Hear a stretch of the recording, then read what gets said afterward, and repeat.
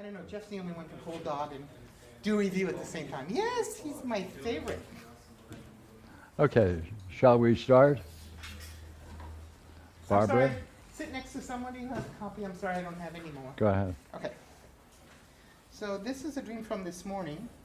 And so the dream goes, at this point in the dream, I had looked at this field where there was a whole bunch of these beautiful conical flowers, kind of a mauve, a beautiful lavender color, some kind of mountain lupine. I was surprised to see them. Then I wondered about them being there, and I either heard or saw in the dream the idea of completion in two areas. One was the academy, and the other was the flowers. Yes, I was looking at them rather than hearing. It had the word academy. I saw these letters in old style engraved font. So it had the word academy as if those things had just happened. So that was the dream. Could you pick it up from then I wondered? Yeah, then I wondered about them being there. I was kind of surprised.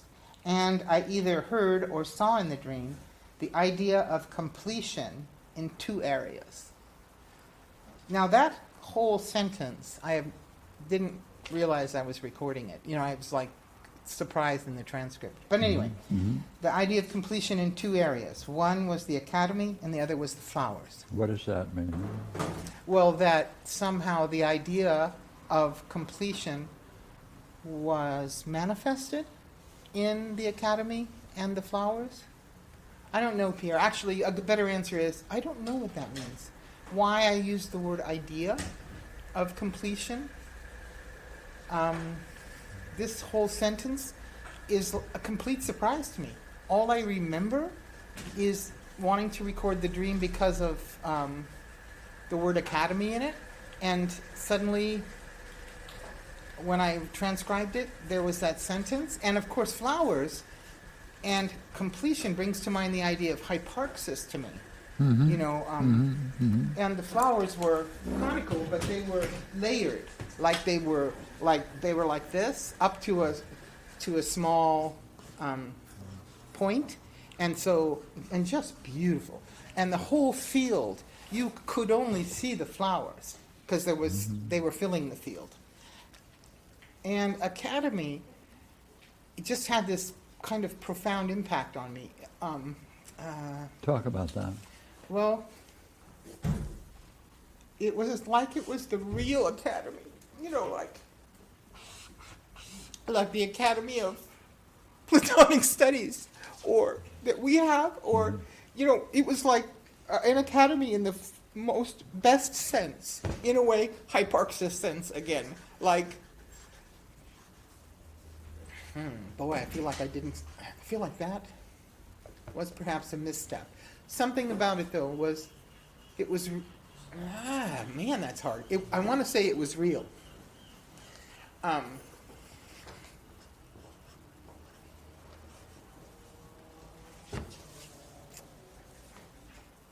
Boy.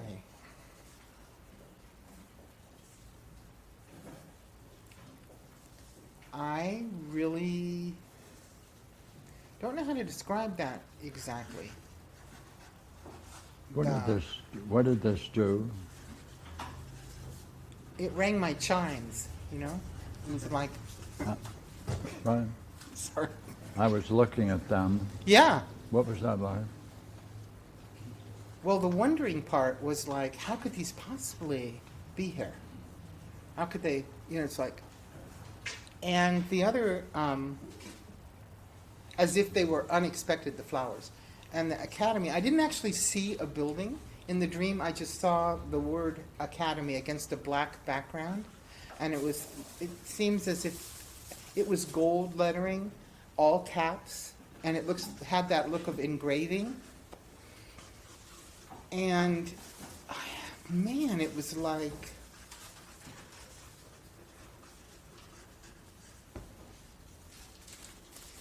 wow. I wouldn't have thought of myself that I'd be so interested in academy. So, So you just have to change your view of yourself. yes, yes. Yeah. I think it reflected the really incredible dialogue from last night. Mhm. The fact that people were free and participating, and there was intellect and intelligibility in the conversation, and sharing, and a presence of mind at a high degree. But What does it do to you to see the gold lettering? it looked I want to say profound. More. It mm,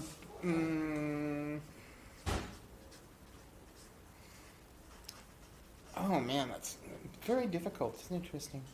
Well, Uh, appropriate. Um, hmm.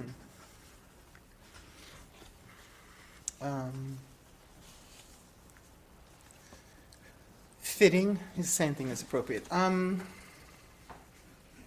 Okay, it had an eternality about it. Like, not like. It was an ongoing, it had the same feel of it as when you used to say that geometry would be discovered in any, universe. yes, and, that could be developed into Euclidean system, or there are alternatives, of course, but so it had that sense of timelessness about it, and archetypal quality about it.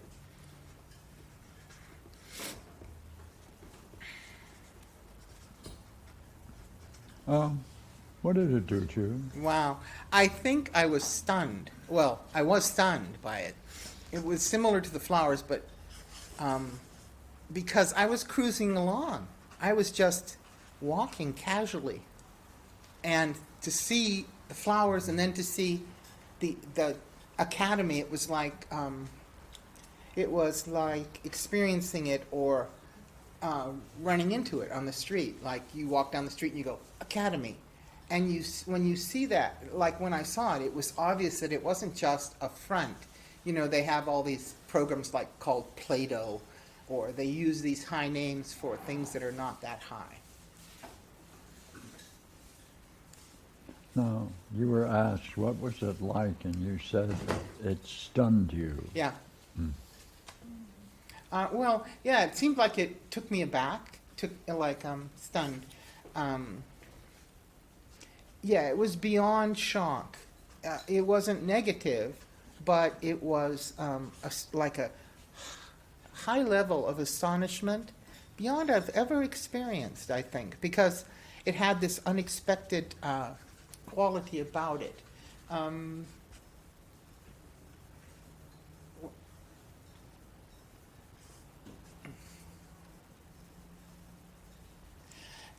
It absolutely brought me to a stop, which is very unusual for me to not be going on and on garrulously.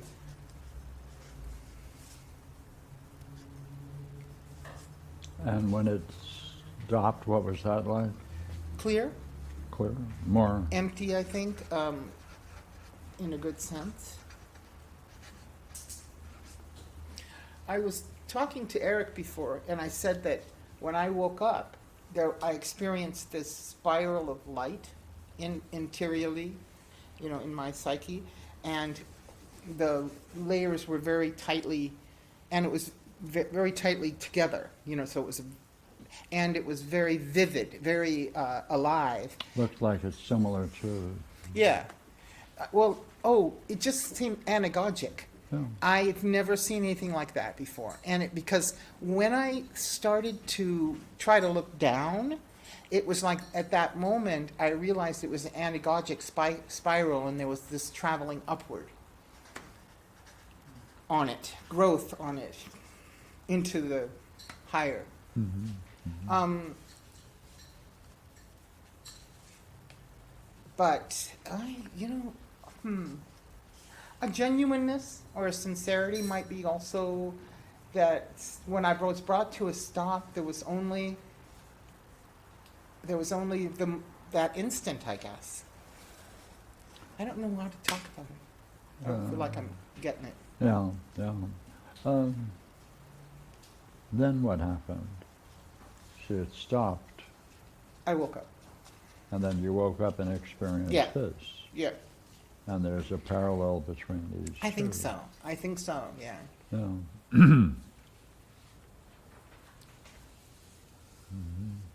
Because that spiral was getting, it's interesting, was getting larger and larger as it goes up. So, I mean, it was a spiral not only, it wasn't, it's as you drew it here. It was a, that Mhm. kind of a Mhm. Mhm. shape. Mm-hmm. Seemed do you like make- I merged with it. Yeah. What do you make of it, Barbara? Well, No. I would say it always has, I enjoy in the highest degree, always have, Mhm. our Noetic Society, but I've never seen it as having a permanency, lastingness. And that's very meaningful to me that I think it doesn't, in this dream, is communicating that it has a timeless eternality about it, Mhm. Mhm. and I think that's really important. That for me, personally, that it's not a casual, recreational dalliance, I think it's really important. So, that's what I make of it. And maybe that, of course, I'm leaving out the part about, sorry, Go ahead. that kind of seeing is without conditions, or that seeing this eternality is a seeing of reality, a seeing of truth. Mm. I don't know about, yeah. For me, I don't want to say for me. Maybe. Oh, what does that mean? What's happening It's to you? really meaningful. What's No, happening? this whole thing is meaningful, right? Mhm. Yeah.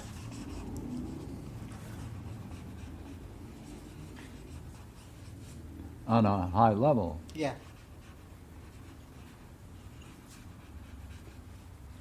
No. So, well, what do you make of having such a dream as that? Well, I think without it, I wouldn't have recognized the timelessness of the studies that we do. Mm. And that's an important thing to see, that it has a timelessness. And that it's important for man, for the ideal of mankind. What's it doing for you? It makes me want to go dance in the streets before I get back to work. What's it doing for me? Yeah, it verifies everything. When I've had some pretty intense experience metaphysically, reading Proclus, reading your works, and this puts them in a class, kind of. Not kind of. It puts them in a class of eternal studies, or studies of. So what does that mean? It For means I'm not the you. flake my family thinks I am. Pardon me? It means I'm not the flake my family thinks I am. Oh, it's only that difference. That's a big difference. Just reflecting on it, Oh, really helped. really? Yeah. Why is that? Brings intelligibility, significance to the dream that I couldn't have seen if we hadn't reflected on it. I wish there's something I don't know, that I feel I'm not getting at. Maybe I'm just wrong. But I don't know that, I think I need to continue to reflect. Sure, it's unfinished. Thank you. It's Yeah, unfinished. it's an unfinished dream? Yeah, it's coming. Okay. Thank you. Pleasure. I understand there's a guy by the name of Eldar. Is it possible that he's here? Who he is here? Okay. Take a few minutes, take a look at this.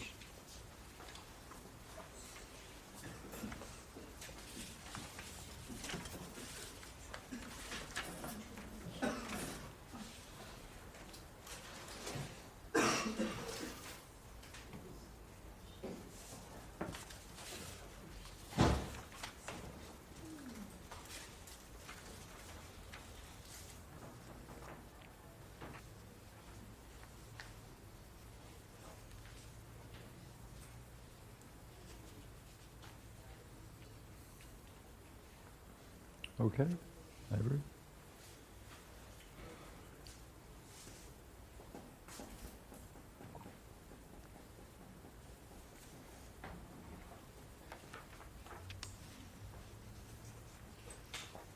There seems to be a lot of useful information in the last paragraph. Right.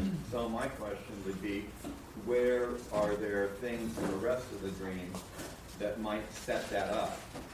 And it seems that he's testing at all times, and although there are things that might set it up, he remains pretty clear and in that state of testing and questioning and being perceptive.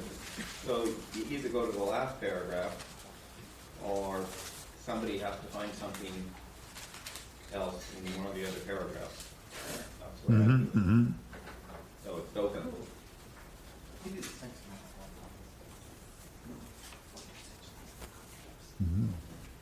Good. I'm glad you shared. Go ahead, Brad. What do you see? Is he doing what he wants to do in both scenes?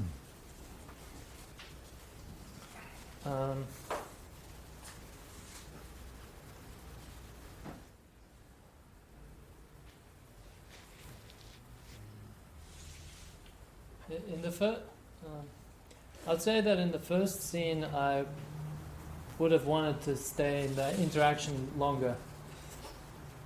But the second scene, I think I'm doing what I want, because it's not a good. But you're toiling with, It's too risky to play. you want to play him or not, right? Like there's a whole drama around whether you want to engage with him or play. Yeah, but I reason it through, and I conclude that it's not a good idea. Right. That you didn't see at the beginning, or I don't know.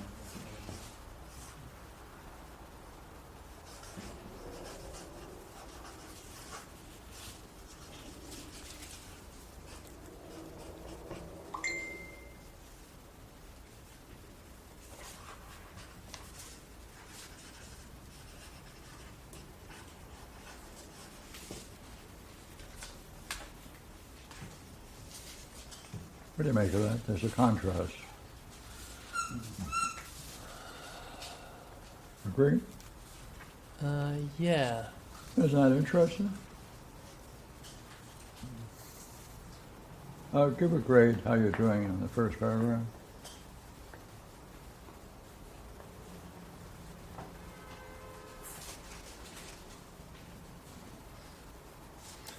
I mean, it's pretty, yeah. It's kind of like, I don't know, C. Because in the rest of the dream, there's a lot more reasoning. No, forget that. First paragraph. Oh.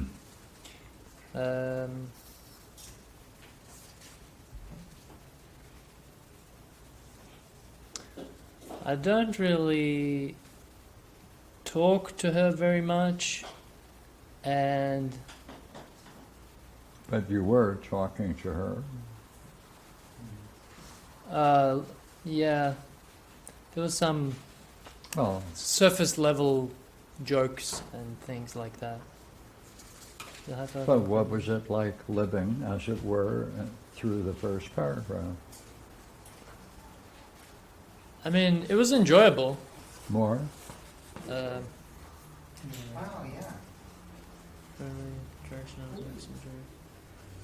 Thank you. This Oh, yeah. earthquake that we're talking about, is still happening right now? Yeah. Yeah. And it keeps happening. Um, Okay, don't move. Oh my God. I just thought that it a could long be one. Getting attributed, bigger, yeah. could be attributed to Eldar. Oh, really big one. Oh my God. should we do something? Shall we walk Just out? get away from the window, don't panic, Yeah. right? This is so non-Australian. You get them in Australia? No, we don't. Still going? Wow. Yeah, it's still rolling. Oh my God. I've been waiting for this for a Under the, couple weeks now. It's good earthquake weather. What do you make of the contrast? Um, Mm-hmm. I think we should go outside. Yes. Gino, stop it. Hey. I'm just wondering whether we should go outside or stay in here. If you want to, go ahead. It's kind of diminished from where it was, unless it goes back up. It's kind of going now. Is it? We're all moving. Yeah, it's still going. Wow. Your move. Okay. Thanks, Gino. Wow. Said you'd stop it. Yes. It's really curious. I've never experienced one before. Don't worry, it gets worse. What do I make of the difference? You enjoyed it. I asked you to give a grade. Yeah. I give a C Because? because What was wrong? I think I could have done more to continue the interaction and to, But did it end because she had to go somewhere? yeah. Well, could you have done any more than you could have? Well, in that Or case, did? no. I think she might have said. I think she had to leave. So, yeah. Well, if I look at that, then I think I did pretty well. I mean, All right. I think a B or a C. Okay. B. And the rest of it? A grade? Yes.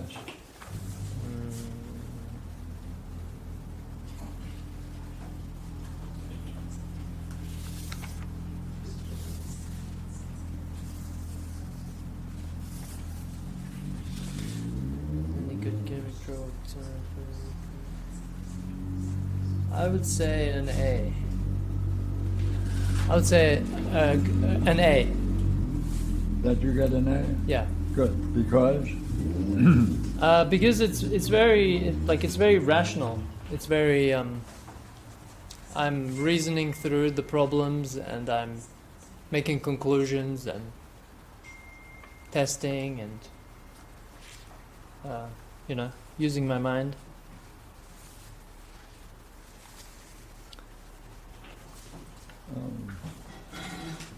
Okay.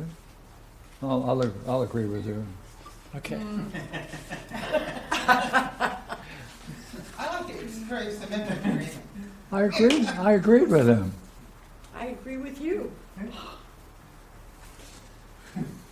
That doesn't look like you agree with me.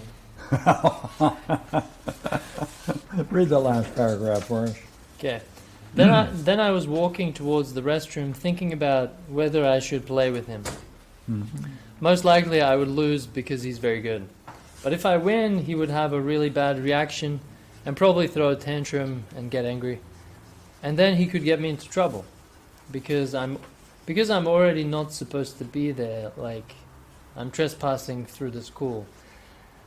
And I was also thinking that if I played him, I would very likely tense up in the same way that my dad did when we used to play table tennis. Oh, if that's true, what judgment are you making if you were to play him under that condition? That I don't want to be like my dad. Yeah. Yeah. You'd end up tensing up and finish it. And just it's Go ahead, finish it. it would be that state of mind that he gets into. I don't like it. And that's what you think might happen here. Yeah. Ah. So what did that do to you, sir? I didn't want to go there. I didn't want to.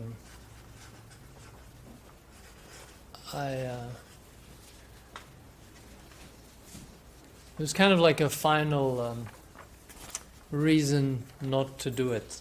Yeah, yeah. You had an interesting point there.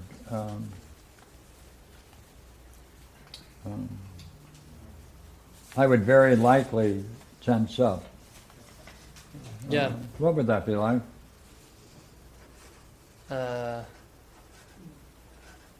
Really tight and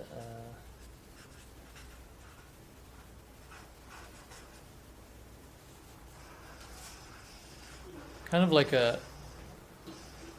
rock. He becomes like a rock. Yeah. Like I mean, in a way, it's a good thing because it allows him to be like, I don't know, stable. But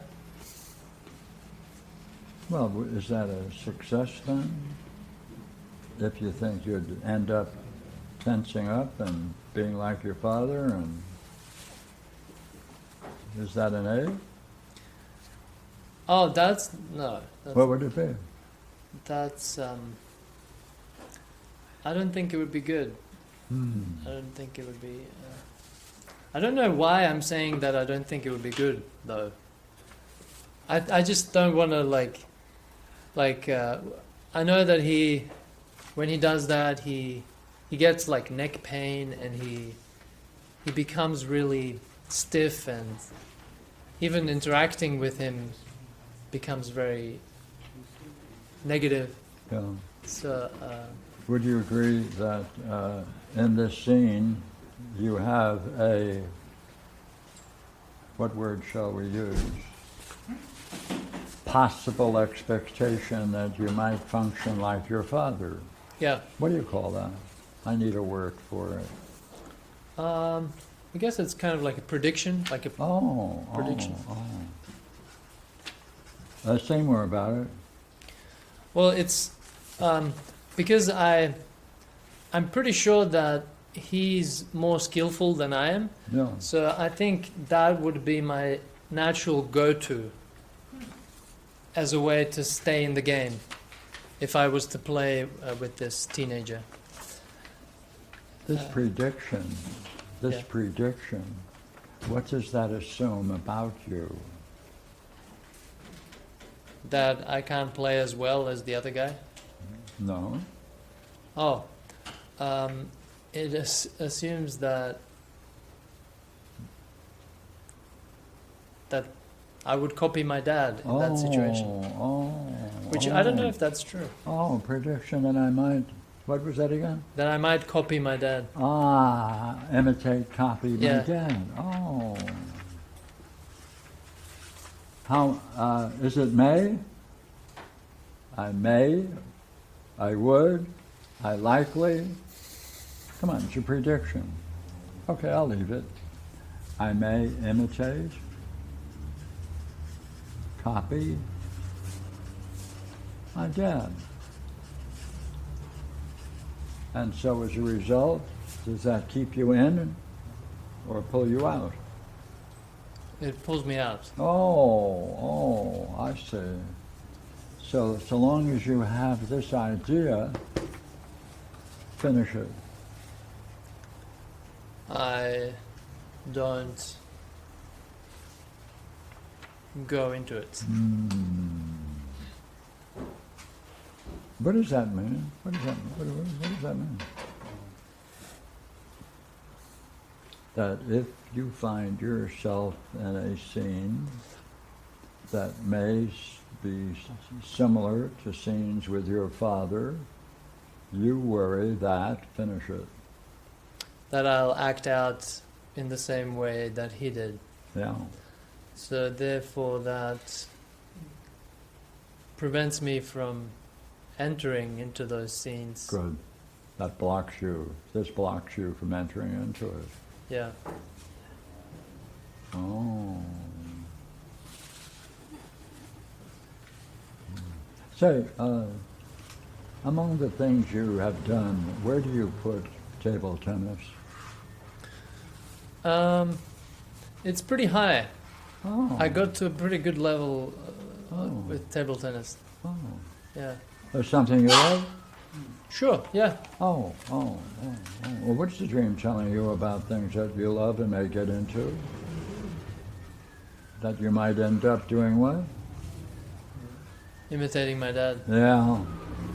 Yeah. Curious, isn't it? Yeah. Yeah.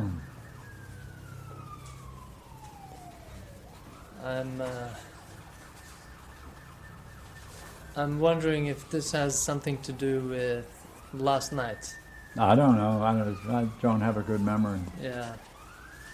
Just because the tensing up thing is so normally when I would have the kind of experience that I had last night, Mm-hmm. I would get scared more than I did last night, Yeah. and then I would Pardon me. I'd get scared that you'd run out of marbles. No. Scared you'd run out of spoons. Shoes. what is it that I'm scared of? Scared that I don't know that I would dissolve or something like that. Mm. Scared that I would. So then the ping pong represents things that you love and you do well. Yeah. Oh, what's the danger? Well, that I may tense up, because And therefore, once you tense up, then it's like a bad trip. yeah, It's, yeah. What's I don't understand that word. Could you explain it for me? Bad trip. No, tense up.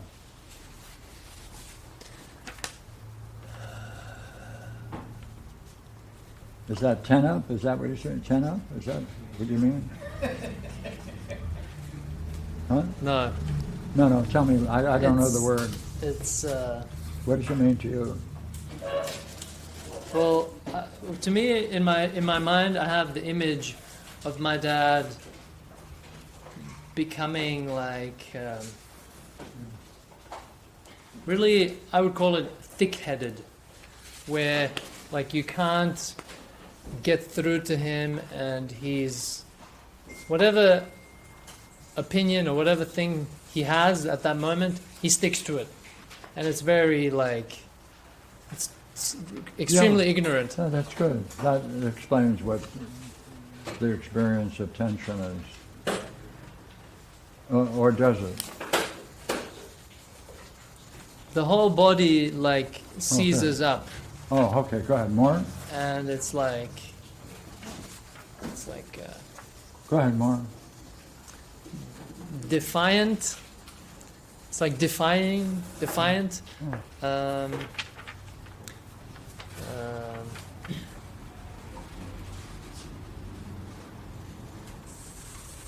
Sir, you're familiar with that state?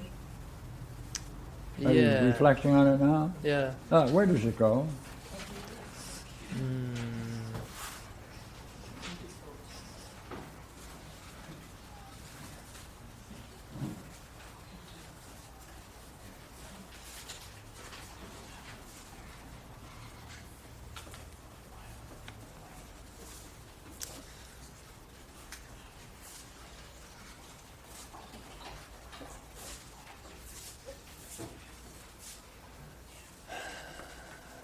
I don't know if this is. Pardon me. Yes, you do. Okay. Well, the thing that comes to mind again is when my dad used to beat me up, and then I knew that it was coming. Okay. When I knew that it was coming, I would kind of be like, I would do the tensing up thing, trying to like, Sure. I don't know, Yeah, stop yeah. it or. At that moment, what should you have told him? Come on.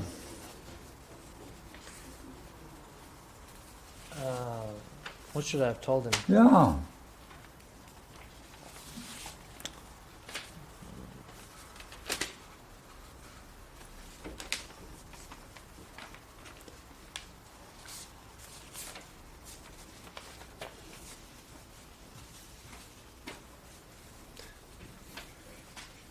What you're doing is insane. Like you're you're violating your own child on the highest level, and you're shutting down my sense of self.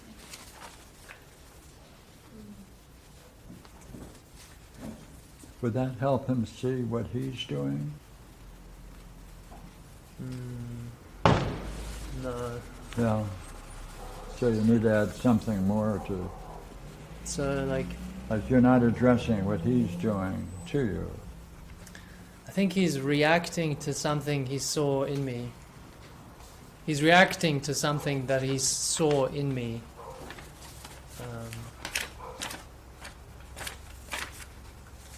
And trying to shut it down. So what do you want to tell him? Okay. Good.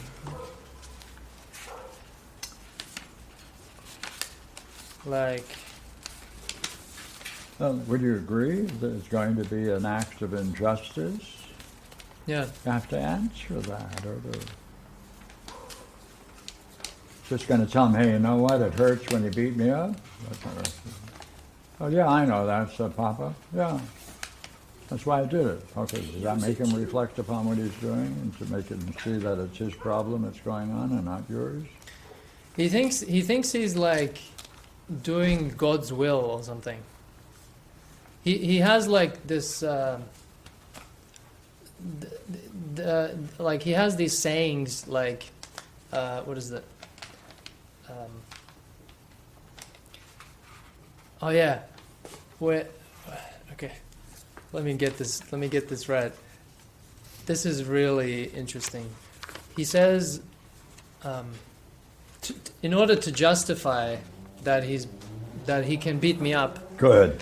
is that he says, wherever the parent's hand strikes, Whatever the good. Say it again. wherever Wherever the parent's hand strikes, the hell's fire will not burn. What a statement. Good. So, Good. in other words, pardon me. I'm not familiar with those slogans. What does that mean? so it means like he's justified in doing what he wants, and like he's doing God's work or something. Yeah. I want the expression. How does that expression make sense? Come on, say it again. Wherever the parent's hand strikes, hell's fire won't burn. So, then, like, so it's then what does that mean he's doing for you? he's doing something good for me. Oh, Like he's keeping you from what? keeping me from hell. Oh, Right, yeah. Oh, that's what it is. Yeah. So the more he beats me up, the less likely I'll be to go to hell. Yeah. Yeah, that's a good teaching, isn't it? Yeah. Yeah, I imagine at that point you'd say, thanks, Dad.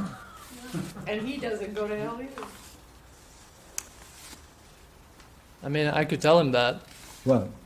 what I just said about What? that he thinks he's doing God's work, but actually he's just being a tyrant. He's just Yeah. shutting down, Okay. like Yeah, okay. he's shutting down my light, Yeah, myself. yeah.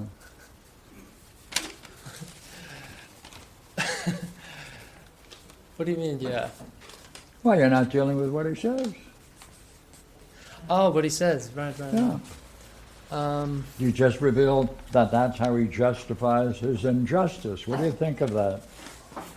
What are you going to say about it? Going to let that go?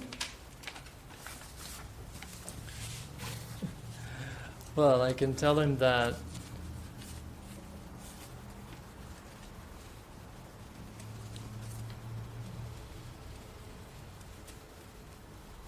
he's just repeating something that he heard from his parents. Yeah, And yeah, okay. he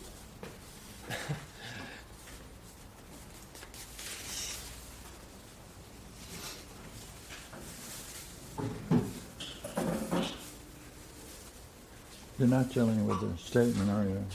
Why not? I don't know how. No. Why aren't you? Why aren't I? Yeah, why aren't you doing it? Okay. Come on. Why aren't you doing it? He has a view of what? That's just that he uses to justify what he's doing. A view of reality. What does it include? It includes heaven and hell and his role And God? and God Yeah. and What punishment. role is he playing, sir, given that statement? he's He's saving you from what? like sin or something like that.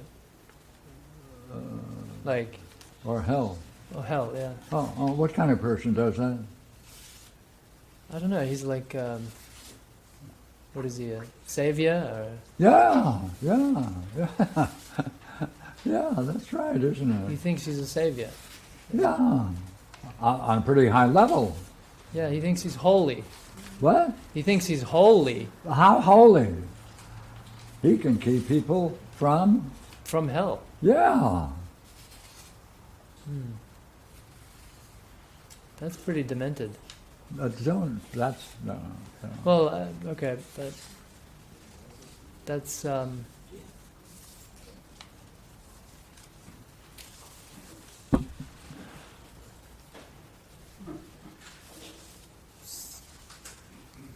I don't know. So what? So what role is he playing? Come on. What role is he playing at that moment? Like a savior. Yeah. Is that what a missionary does? Yeah. Right. A savior. So your father is playing the role of a savior on a very high level, right? Because he's been able to save someone from Hades or hell, right? He's like a holy messenger Like a holy messenger from what? From who? from God. Oh. Then he must have an interesting idea of what? Of himself and of religion and of God. Oh. What's his view of God? Well, it's a pretty violent God, first of all, and Well, he has a follower that's functioning as a savior. Are there any people in religion that are called saviors? Got any names? oh, you mean like Muhammad and Jesus and those Oh, people? yeah, those names. Yeah. So, how does he see himself? Like one of those, Like Muhammad or Jesus? yeah. And he's operating on a high level for your benefit. Right. Right. Right. Yeah. Yeah, he.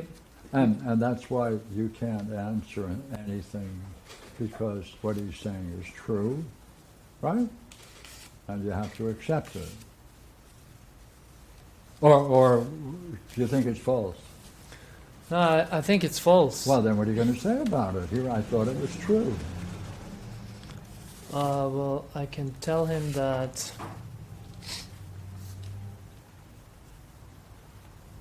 I mean, where do you start? Like, his whole view of reality is false. It ain't reality that is false. I mean, his belief. Oh, Yeah. His belief about reality. oh. And Are you going to tell him something that'll make him see that what he's doing is a problem?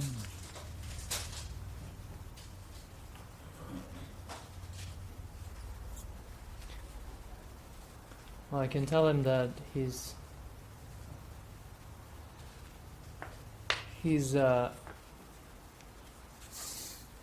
working, he's functioning under all these beliefs that are not true, when actually he's just, in reality, he's doing this injustice to his child.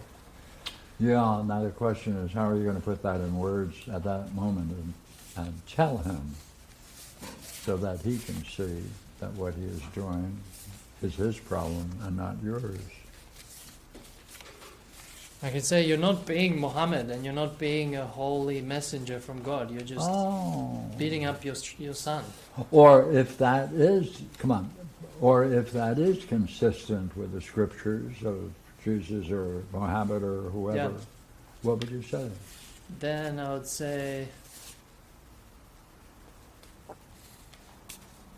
well, then the whole thing is bullshit. The whole religion. Oh, that'll never do.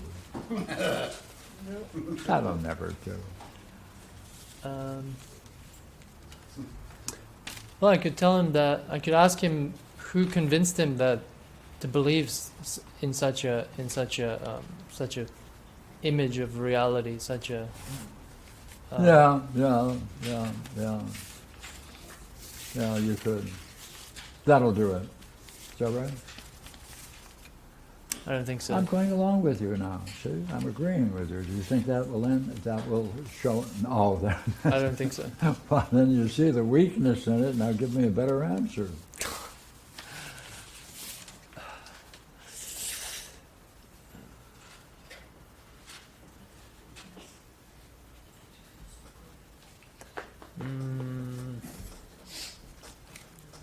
Right, there he comes up ready to beat you up, right?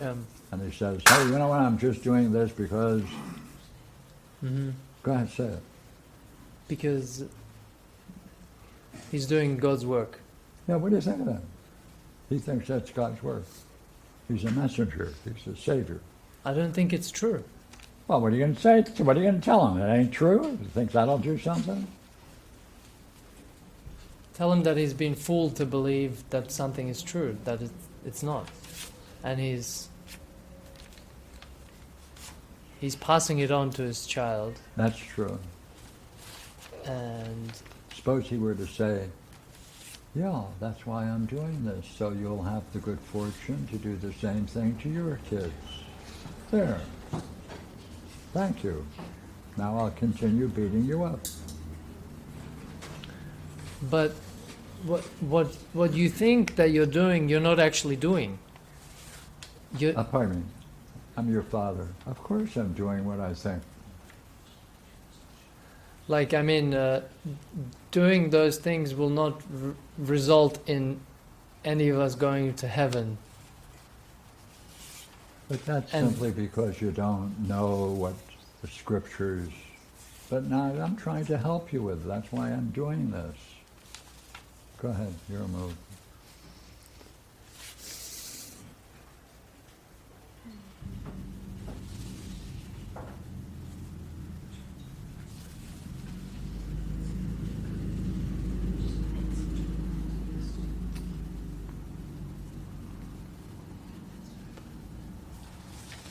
You're not helping me if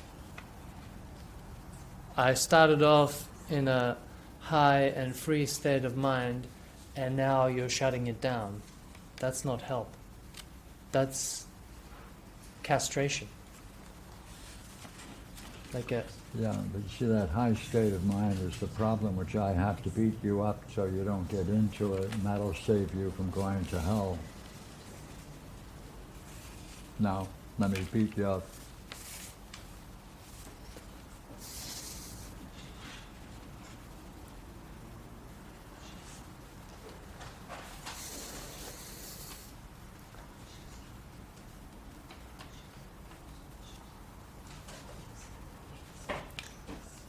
I don't know, how can I like, I don't know. I'm not good at this. I just, show him what he's doing is that what he's doing is is harmful. By the way, is he a true believer? Does that make him a true believer? Yeah. Oh, good. I like those people. I don't.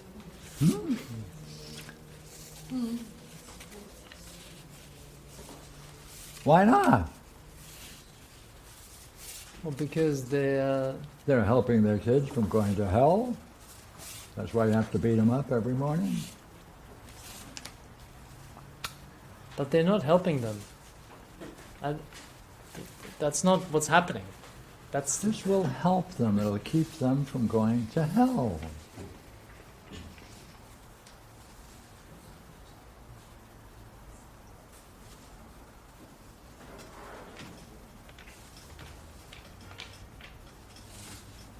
I don't think it will. Yeah, well, that doesn't matter. I'm going to do this again and again, and you'll finally get the message. You'll end up beating your kid like I'm beating you up. So don't worry about it. It'll all work out.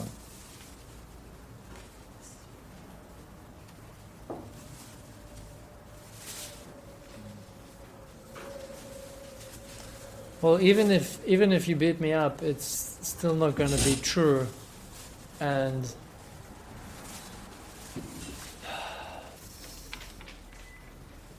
Look, don't worry about it. When you have it, if you're lucky enough to have some kids, you can beat them up for the same reason.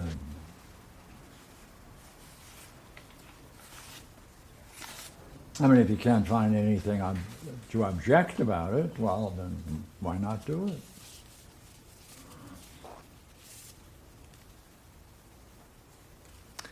I don't even think that idea of punishment works. Even if there was a heaven and a hell, that I don't think that would stop anyone from going into those states of mind.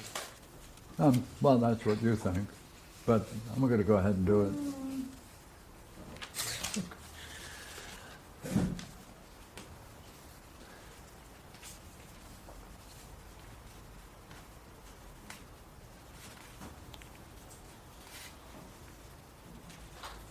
What is it about that state that I was in that scares you? Yeah, that might help a bit, yeah, but he could equally say, that's the kind of state that I'm trying to rid you of, so that'll keep you from being and going to hell. So let's get on with it. I'm going to beat you up now.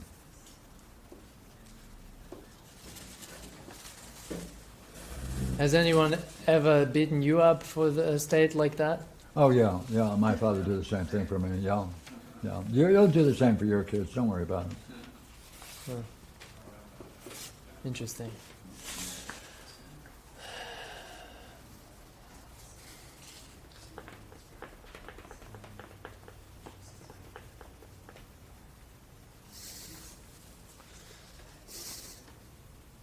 And through it all, he sees himself as a high religious figure, a savior, right? Doing God's service. Yeah.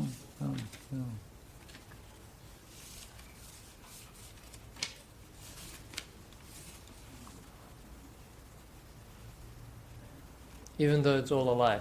Pardon me? Even though it's all a lie. How are you going to, yes, look here.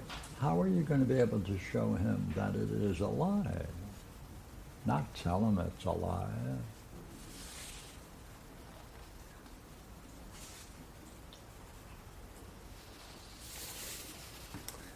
Show him that it's a lie. Yeah.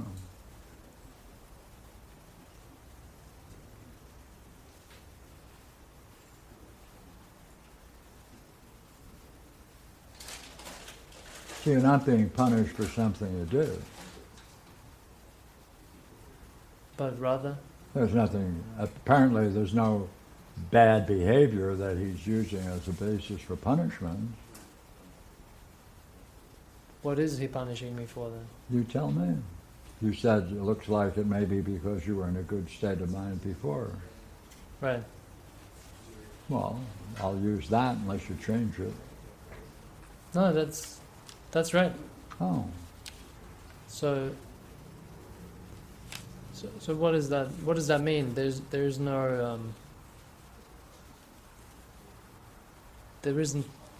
well, then there's no crime Oh, there's no crime, right?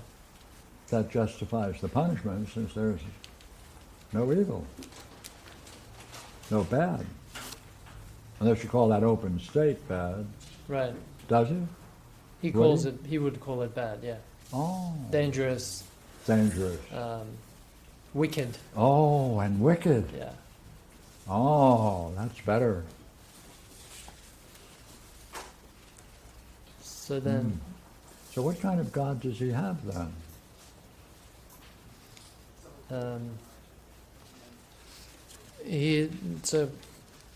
it's like quite a like a constraining God that wants everybody to be in Constraining. line.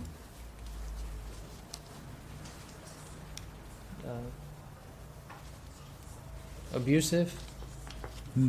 By the way, do you think he's going to continue to do that because he believes in that image of God that he has? Yeah. Oh.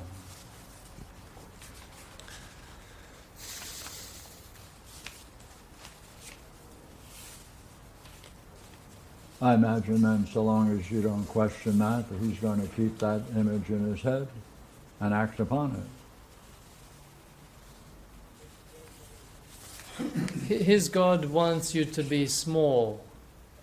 Like you're not allowed to express yourself or think highly of yourself.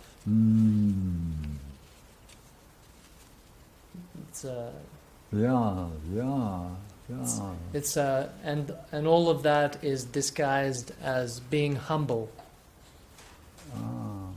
Like So if you get beat up enough, then you're from that point on more humble. right. Right. Yeah. And it looks like then he's a loyal believer in this God. And you're Sure saying is. so long as he holds fast to that belief, that behavior will likely to continue. Yeah. Oh. Because everything follows from that belief. Yeah, right? yeah. And Now that you see it that way, is there anything you want to tell him?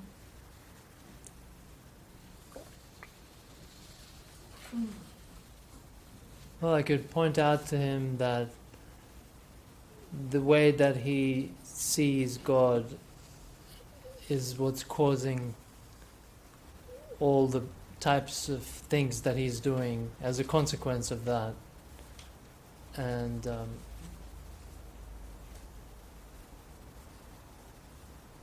point out to him that he's imitating his idea of God, and Yes, he is, isn't he? right, The Savior.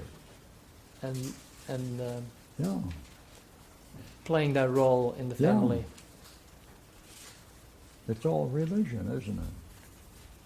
Yeah. It's all religion. And so long as you don't shake the foundation of that, he's going to continue to play this game on you. Is that likely?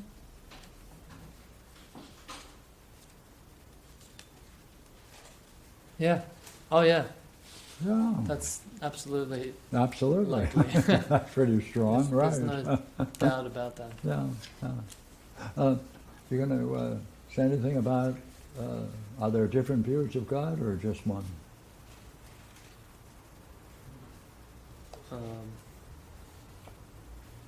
in our family, No, just in here general, and there. Oh, there are. in our family, or everywhere. Pardon me. Are there different views of God? Yes, Oh, and he has one that he's using. yes, And so long as he holds fast to that, the behavior continues, and he continues playing the Savior. yeah. And And there are other aspects of God that he has as well. good.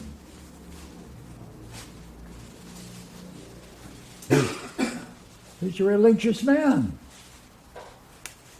Yeah. I didn't even realize how religious he was. Yeah. Of that kind of God and those kinds of principles that follow from his belief in the gods, right? Yeah. Yeah. And it's about time you might challenge that belief.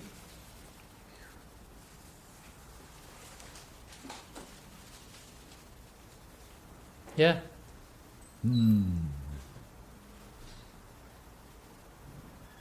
By doing what?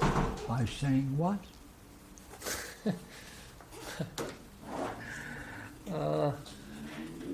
By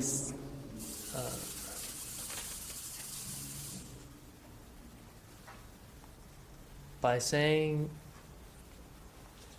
I mean, I guess I could make a list of those principles that he adheres to, and then And they all fit together. and they all fit together, Hmm. and then You didn't realize your father was in fact a very religious man. I really didn't know, Yeah. because he doesn't go to the mosque very often, and Oh, that's he doesn't need to. He He's a doesn't. savior. right. He's He's already not got just all a- the He's not degrees. just a believer. He's a savior. Right. He's above the mosque. What? He's above the mosque, Oh. or something like that. Maybe he can open one himself. But he's the right-hand man of God. He's a savior for that religion. Yeah. Yeah. He doesn't have to go to the mosque or the church or the temple. He's already What? going to heaven. Yeah. Well, we're not ends. Yeah. Yeah, it is a curious question how you can challenge that, isn't it? Yeah. Well, so would that be a way to I don't know.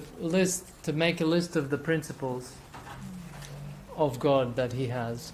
Oh, And he would find that very interesting. Yeah, that's right. Those are all the principles I've been using. Thanks. Now let me continue to beat you up. and then show how they cause all of his behavior. You got it. And then That's a good system. He already knows all that. Makes man humble, and that's necessary for this kind of God, isn't it?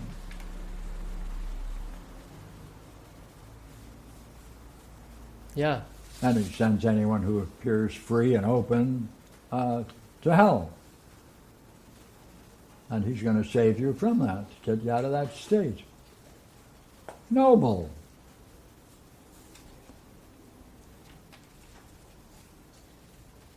So how to show him that his religion is a scam, or that it's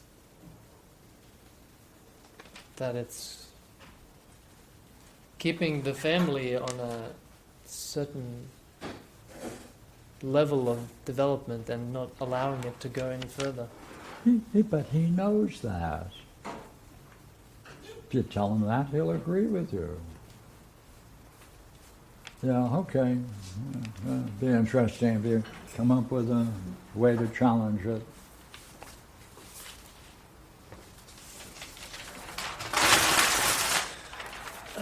Right? Yeah. Thank you. Yeah.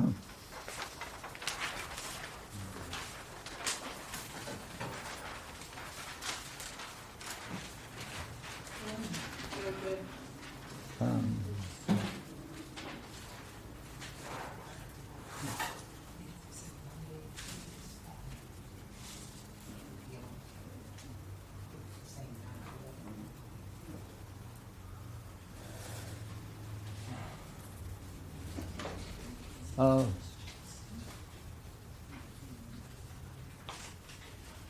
he is. Take a look at Dream 1, everybody.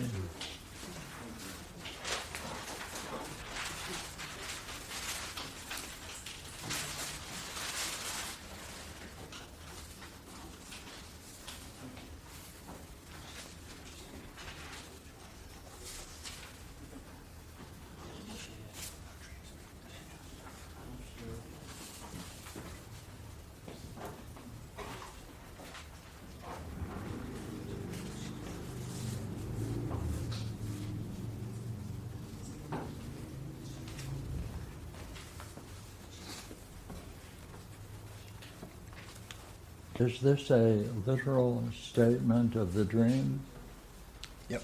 So everything in that dream relates to something that you experienced in the dream. Yes. All right? Yeah. Read it. In a school, seeing that you can label according to two ways. The second is according to the self. How is that in a dream? How is that in a dream? I was just, I don't.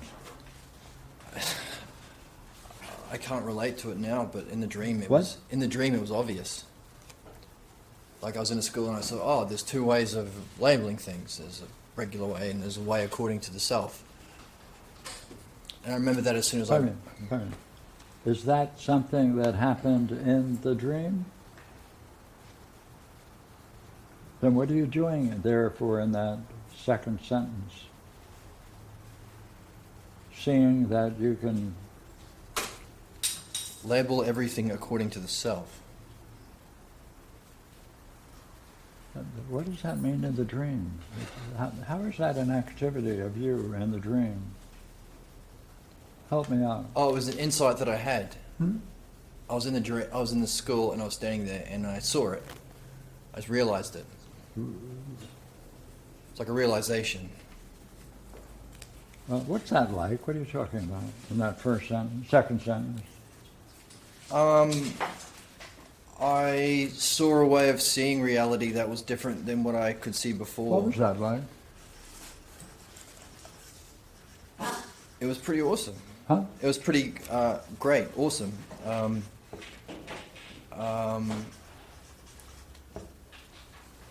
It was different. What? It was different. A new way of making sense of things. About what? Everything. Well, right.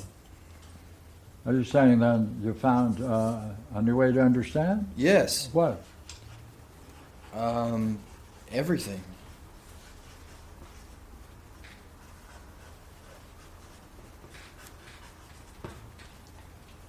It's a new way of understanding and seeing everything.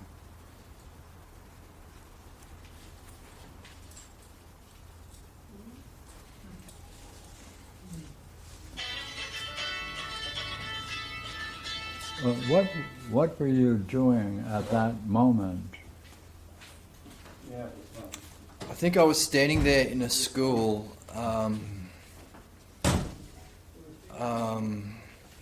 trying to make sense of my surroundings and trying to get out of the school. There were patterns and boring and mundane things, and I felt kind of trapped there. And I saw that was a way of seeing things according to the self.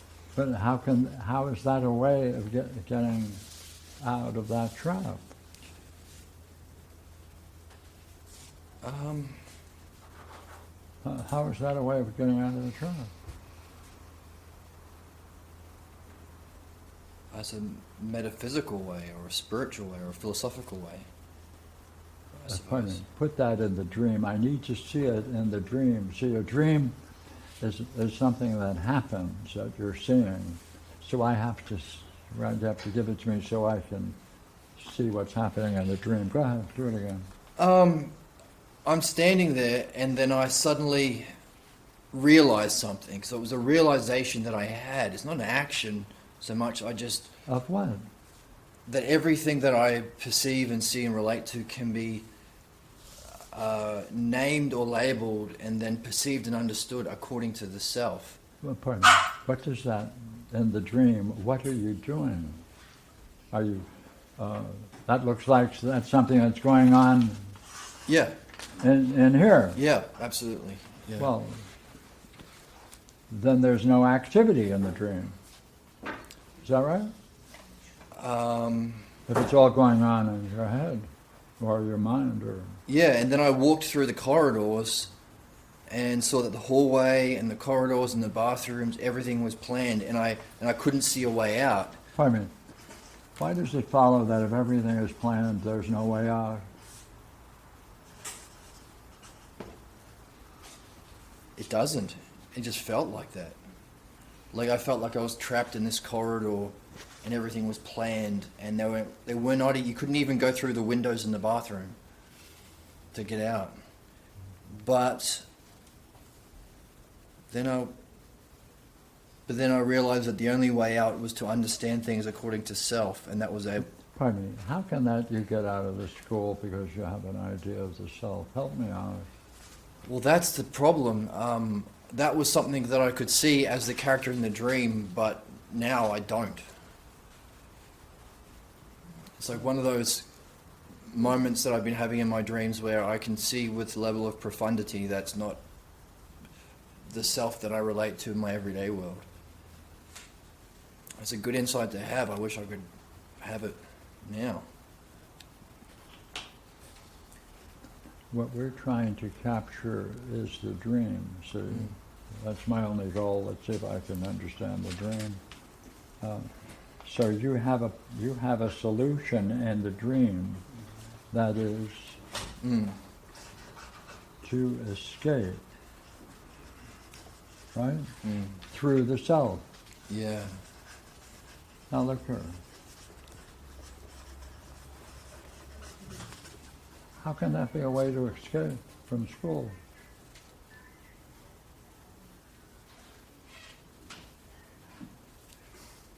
It was obvious in the dream. It was Pardon? obvious that it was the only way of escaping. It was a Pardon way me, out. what does, in the dream, what did that mean to you to escape through the self? Develop a way of understanding and seeing that would allow me to escape the physical limitations that I was feeling restricted by. Yeah, okay. That would allow a sense of freedom, I See, think. You're thinking about it now, okay? I'm trying to just represent the dream. Yeah, I'm trying to put And more I'm words. having difficulty doing that, so help me out. Yeah, in the dream, See. In a dream, does that translate into action? Like there you are in the school, it's all planned, right? It's all planned, everything is planned, right? It's all planned, and you want to escape it. Well, I felt restricted and confined. now you could do it like with a bicycle, walking, sneaking out, You back couldn't- door, looking for no. a door, look at a window, all of that. No. Yours is through understanding the self. How can that how does that occur in the dreams? I just want to get it. Well, in the dream, there were no ways of escaping through doors or windows. Pardon? Even the windows in the bathroom were boarded up. But then I was sort of confronted with the fact that the only way of escaping is through developing and applying this insight that I had about.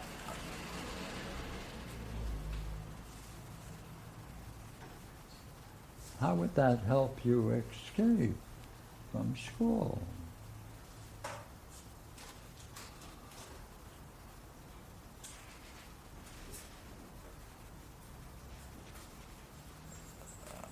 All we're trying to do is understand the dream literally. I'm not doing anything else. I want to see whether we can. No, I agree. It doesn't make literal sense.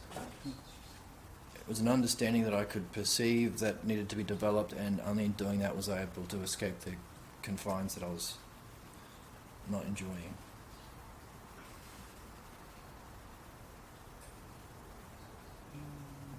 Yeah. Well, you see, I have to at least write out the dream so that we can both talk about it. It was literally, it was just me standing there, seeing that I was confined, having an insight into a new way of seeing, and then seeing that that insight could be a way, was the only way of escaping. But then upon waking, that doesn't make sense. I agree, it makes no sense. Physically, how do you escape through understanding the self? Thank you. It's Yeah, ridiculous. I have to say I have the same question you have. Yeah, but it was clear and obvious there. No. Take a look at the last sentence in that dream. I was going to make an escape. I was going to use that to make an escape through the self.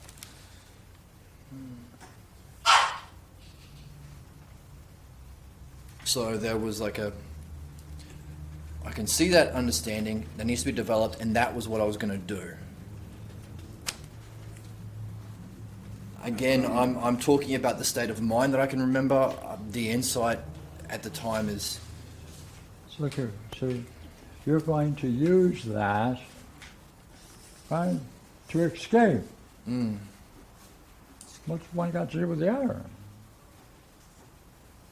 I mean, maybe if you could understand the self, then you could understand the problem that you're having in how to when relate. you find yourself in a situation where everything is planned. What does that do to you to see that everything is planned? It felt restricted and confined, and there was nothing I could do to get out of it, and it was going to be of no benefit. What does that do to you? I feel claustrophobic, I feel stuck, I feel closed in on. I feel like this is, well, kind of like school was growing up. There was no benefit or joy to it at all. It was just prison. It was prison. The way, it was kind of like a high school or primary school. Everything's planned, all the hallways are lined up. You can't even escape through the bathroom window at school. So what was that like? Put some words on it now. Come on. It's like a prison. What does that do to you? Come on. I feel trapped. I feel closed in. I feel like I'm stuck in a meaningless reality. It's cold and bleak, like a prison, like stone, like empty, lifeless. Even the people that were there had no vitality or life or realness about them. And I was stuck there. I was stuck in a place of torture, really. Yeah, that's an interesting state of mind, isn't it? Yeah. Yeah. Where does it come from in your past? Well, school and No, home. it's not school. Where does this come from? Home? Give me a scene. Oh, I'll give you a scene. Got all those terms? Trapped, Cold, cold. lifeless, trapped, no vitality, no reality, stuck, like a prison. You know that state of mind, don't you? Yeah. Yeah. How long have you known it? That's my entire life. Yeah. So give me a scene where you got an early scene where you got it. Come on. Well, I tried to escape when I was young, and I tried to run away, but I couldn't go anywhere. And I would always have dreams about running down the street. Like I would have Yeah, dreams. those are dreams. sorry. You got this scene in your past?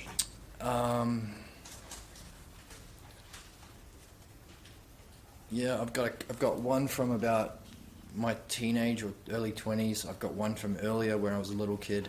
Give me that one. How old were you? I must have been about 6 or 7. Yeah, go ahead. Everything was lifeless. Everything was dead. I was trapped. I couldn't run away. Like the furthest I could get away was into the neighbor's yard, and I would like fantasize about running down to the end of the street where there's sort of more of a main road and there's a swimming pool. But then, and sometimes I would I'd be outside and then I'd come inside and then I'd be abused for making my parents sad that I was outside. So I'd be punished for being miserable. Pardon me. I have to understand. Why would you be punished? What's? Well, I was outside trying to figure out how to escape, and I was trying to just... Yeah, but why would someone grab you and punish you for that? They don't know what's going on in your head. Because they said I made them feel sad by being outside. But it's the same thing. Hold it. I made them feel sad because I was outside. Yeah. Is that right? Is Yeah. that what they would say? That's what they would say. What does that mean? It was a bizarre thing. Like even later on in life, when they were just being horrible, and I was stuck in this just claustrophobic place of just people who hated me and just got off on antagonizing me collectively. When I could learn how to drive, I'll get in the car, and they would even be upset about it. Stay here with Stay in this the early one. statement for a moment, okay? What does that mean, if this is what they said? I made them feel sad because I was outside. They're trying to make me feel sad about what they're doing to me.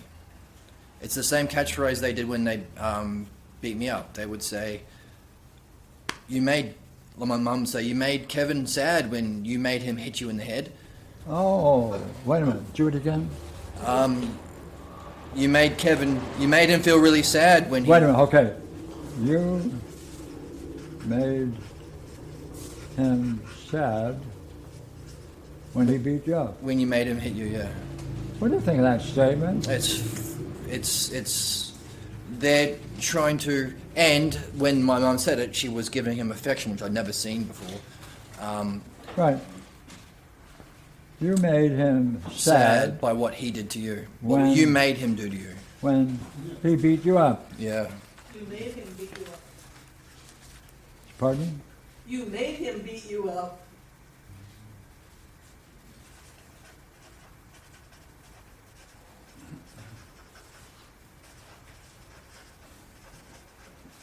Is that right?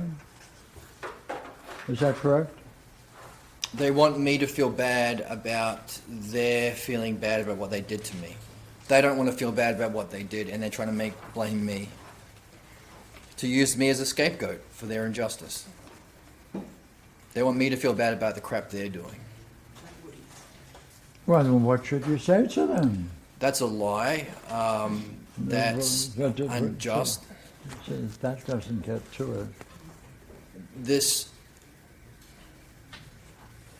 You are using me as a scapegoat to feel good about yourself temporarily by the feeling of superiority you have of being a child, because you don't want to face the fact it was done to you. You're following a god or a teacher that was sadistic and unjust. That's your father, and you're just repeating it. And it doesn't matter how much you beat me or how much you try and guilt me, you're never going to convince me that it's just and worth copying, because I can see that what you're doing is bullshit.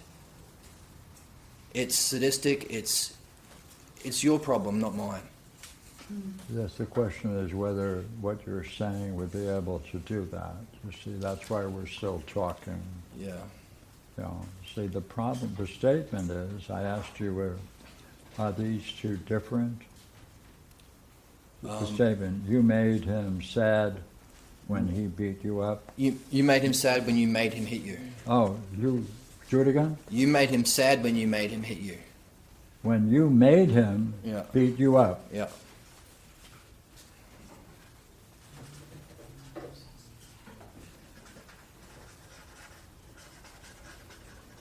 Right, okay.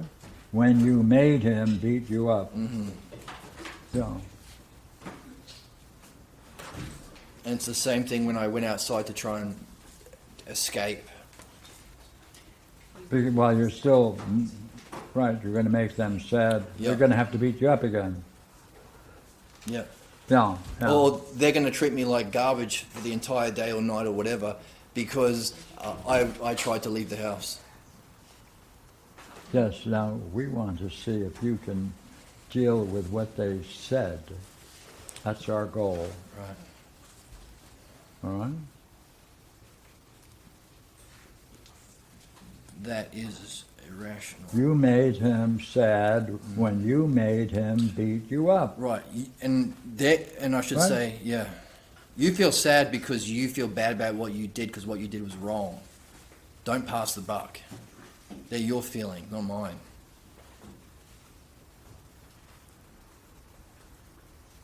I'm not taking the blame for your shitty feelings from your shitty actions. Okay, look here. Can you give me a scene when he was at the point ready to beat you up? Yep. How did he look? He looked mad. He looked Mad? Tell me furious. more. He looked like he was made to feel stupid.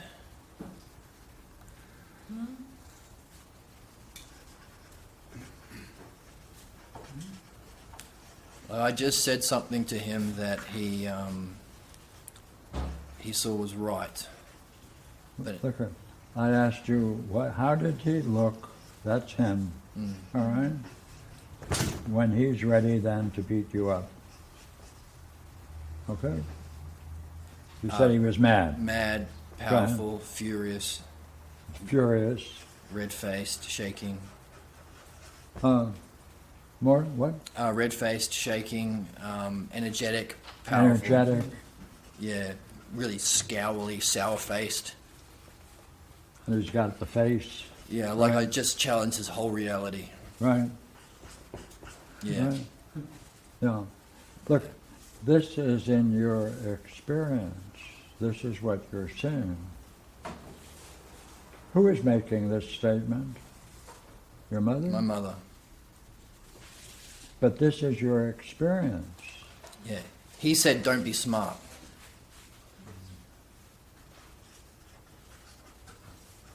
Don't be smart. Don't be smart. And then he hit me. Then it hits you. Yeah, come on now. This is what you know. Yes. This is the way your mother understands it. Yes. By the way, when someone sees all of those things together, watch now, all of these things together, would you agree, everyone would agree, then the person feels sad? That's feeling sad? Huh? No. It's not! No, it was after he felt sad. What? Afterwards, he felt sad. But then even when he was... No. No, that's not sad. At this time, this is where he looks. Yep. She's saying that you made him feel sad. Is this feeling sad? So, Is this being... no, that's being in his high state. Oh. That's how he deals with Oh, everything. what do you think of that? That's the way she understands this. Well, my mother said that about 20 minutes after, because I was knocked out for a little bit and I was laying on the floor, just like I felt when I was trying to escape when I was outside. But I was there waiting for someone to come and help me, and nobody came. And then I came out to say, "Hey, how come nobody? I've been in the bathroom for half an hour on the floor. How come nobody came to help me?" And then he was like on the couch, like that. And my mother had her arm, and she said that. When he looked that way, is that looking sad? Yes or no? No, because he had that same angry thing. Hold it. What are you saying? No, it's not sad. But that's what she thinks. What are you going to say about that? Hey, Mom. Yeah, he's not sad at all. He's angry. Oh. He doesn't feel sad Oh, about what what does he did. that mean if you say that?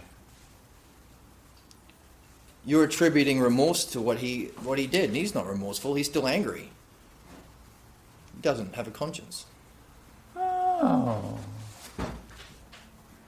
You are just trying to get me to take the blame for his injustice. Oh. He doesn't feel sad, Oh. and you don't feel sad about it. You just want me to feel guilty for what he did. You want me to take the blame for his shit. I see. I see. Which is a family tradition, which is everyone in her family plays. They always beat the other child in front of the child they're mad at. So that child sees their brother or their loved one getting beaten up and screaming and pleading. But no pleading works because the reason they're doing it is completely irrational to begin with. It doesn't matter what you say and who you blame or what you're trying to say. So the kid sees his brother screaming and pleading for ages while he's getting the shit beaten out of him by this angry, fucking disgusting man, I see. And to your take mother- the blame. Yeah, and your mother comes by and says, you know what? You made him feel sad for what you did. Yeah, it's your fault for what he did. Yeah. He's not sad. What are you going to tell her? Well, he's not sad, and it's not my fault. That's bullshit. And it's a family game. That is exactly the same thing that happened to you growing up. Hmm. And you know what it feels like. I mean, By the way, so long as she believes that this is true, she thinks that that's a good state, and so she's attributing remorse or guilt for it, which isn't there. So I say, hey, he's not sad. He doesn't have any remorse for what he does. He doesn't think it's bad. You're trying to save him. You're trying to make it out. You know it's bad because you're smarter than him, but he doesn't know it's bad and he doesn't care. You're trying to save that image because you're trying to save the image of Poppy, your dad, and he was wrong when he did it to you. And your mum was wrong for marrying him and letting it happen and encouraging it. And now you're doing it again to me. And I'm not going to buy into it. He's not sad and he's not worth saving.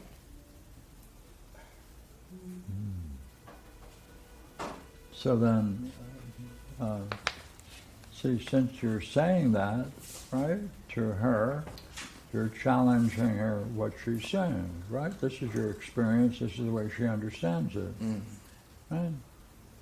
Ah. What do you think she would say?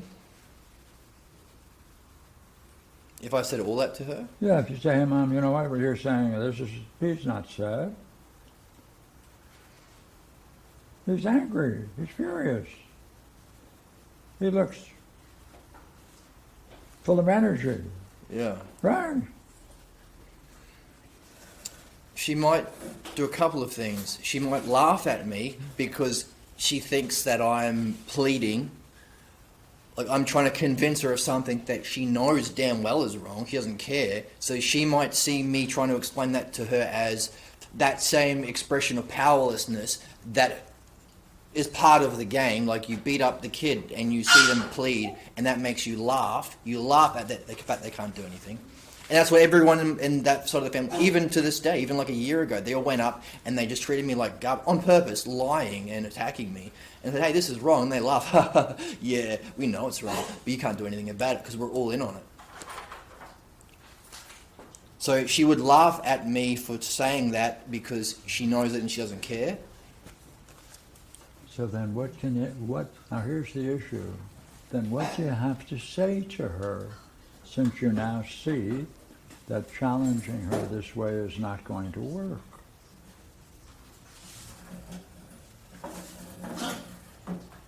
What do I have to say to her, knowing that if I try and reason with her, she will laugh because she doesn't care? Well, then it's going to continue. What would I say to her? I'll say, this same scoffing is the exact same way your mum treated you. And I know that because when I was a little kid, my grandma did the same thing to me. I had a problem and her reaction was to mock me and laugh at me. So when I'm trying to engage with you with truth and reason about what you're doing and this unjust game that's going on of abuse, the way that you're mocking me is the exact same way your mum mocked you when you tried to speak up against her injustice. Did you tell her that? No, I didn't say that. Oh, but you see, that might be an important thing to say. Is that right? Yeah, that's a pattern. Every time I try and reason with her, she laughs and scoffs at me. Yeah. It's the same thing. I remember when I was like 5 or 6, or maybe even younger, there was a fly in the refrigerator, and I said to my grandma, my mum's mum, I said, I don't know how long the fly's been in there. It could have gotten into everything. And how do we know how long the fly's been in there? And she laughed at me and put me down. She laughed at me. I was like, why are you laughing? I've got a legitimate question. And I asked her about it lots of times, from 4 or 5 on the way up, and every single time she just laughed. I was like, why are you laughing? I thought it was a good question. What'd she say? Did you say that? Yeah, I said that to her. I could say it to my grandma more than I could to my mum. And my mum said to my grandma, she's like, ha ha ha, that's... No, she never addressed it. She just always scoffed.